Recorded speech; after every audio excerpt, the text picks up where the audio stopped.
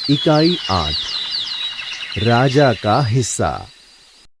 बाल दोस्तों, सुप्रभात।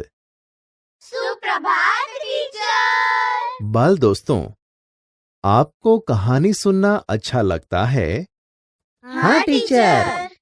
बाल दोस्तों, आपको घर में दादा दादी या मम्मी पापा कहानी सुनाते होंगे। तो चलो, आज मैं आपको एक प्रजावत्सल राजा की कहानी सुनाता हूं। आप सब ध्यान से सुनना। इस कहानी का नाम है राजा का हिस्सा। बाल दोस्तों, एक बहुत बड़ा राज्य था। उस राज्य में एक राजा राज करता था। उसका नाम राजा भोज था। राजा भोज बड़े प्रजावत्सल थे। वे स्वयं राज्य में घूम घूम कर प्रजा की कठिनाइयों को देखा करते थे और उन्हें यथासंभव दूर किया करते थे। एक दिन राजा अपनी रानी के साथ रथ पर सवार होकर राज्य का भ्रमण कर रहे थे। वे राजधानी से बहुत दूर निकल गए। उन्होंने देखा कि एक खेत में किसान हल जोत रहा है, मगर उसके हल में एक ही बैल है। दूसरे बैल के स्थान पर उसकी स्त्री हल खींच रही है। राजा भोज ने रथ को रोका और किसान के पास जाकर कहा, भले आदमी, तुम यह क्या अत्याचार कर रहे हो? भला कहीं स्त्री को भी हल में जोता जाता है? मेरा एक बैल मर गया है। दूसरा बैल खरीदने के लिए मेरे पास धन नहीं है। अगर खेत न जूता तो मैं खाऊंगा क्या? कहकर किसान पुनः अपने कार्य में लग गया। उसे क्या पता था कि उससे बात करने वाला कौन है। राजा ने कहा, अरे भाई, जरा सुनो तो। जो कहना है मेरे साथ चलते चलते कहो। मेरा काम क्यों रोकते हो? किसान ने कहा। राजा भोज उसके साथ साथ चलने लगे।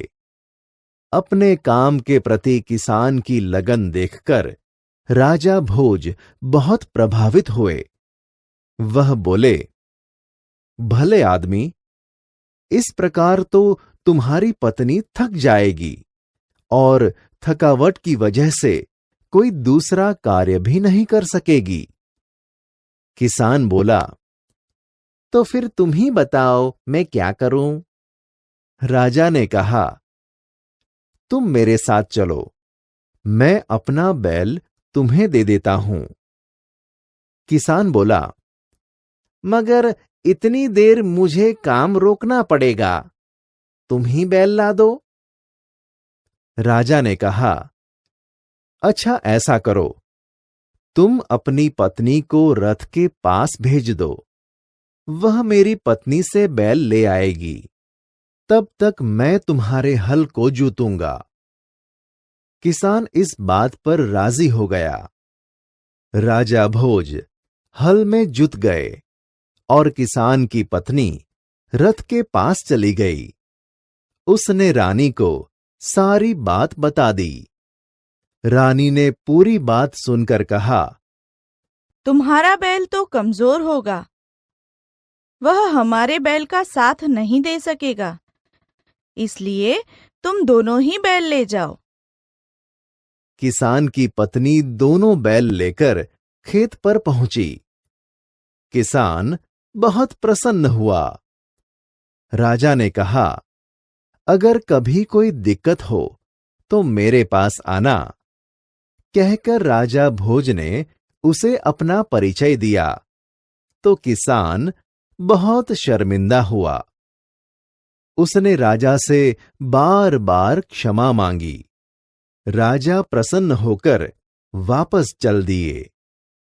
उस बार उस किसान के खेत में बहुत अच्छी फसल हुई। उसके आश्चर्य का ठिकाना न रहा जब उसने देखा कि खेत के जितने हिस्से को राजा भोज ने जोता था उसमें मोती उगे थे, बाकी के हिस्से में उम्दा किस्म के गेहूं उगे थे। किसान बहुत प्रसन्न हुआ। किसान ने सारे मोती इकट्ठे किए और राजा भोज के पास जा पहुंचा। उसने सारे मोती राजा भोज के चरणों में रख दिए और राजा को सारा किस्सा कह सुनाया। राजा ने कहा, ये मोती तुम्हारे खेत में उगे हैं, इन पर तुम्हारा हक है, इन्हें तुम ही अपने अधिकार में रखो। नहीं महाराज, यह आपके परिश्रम का प्रताप है, इसलिए मैं इन्हें नहीं ले जाऊंगा। मेरी प्रार्थना है कि आप इन्हें राजकोष में जमा कर लें और गरीबों की भलाई के लिए काम में लें। किसान ने प्रार्थना की। किसान की बात सुनकर राजा बहुत प्रसन्न हुए और उन्होंने मोती स्वीकार कर लिए। देखा बाल दोस्तों, अगर राज्यों में राजा भोज जैसा राजा हो तो प्रजा को कोई कठिनाइयां नहीं आती। इस तरह राजा भोज हमेशा प्रजा की कठिनाइयों में उसकी मदद के लिए तत्पर रहते थे। राजा भोज एक आदर्श राजा थे। बाल दोस्तों, आपको पसंद आई यह कहानी?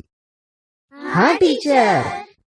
अच्छा तो बाल दोस्तों, आपको भी अपने नाना नानी या दादा दादी कहानी सुनाएं तो वो कहानी घर से लिख के लाना और अपने क्लास में सबको सुनाना।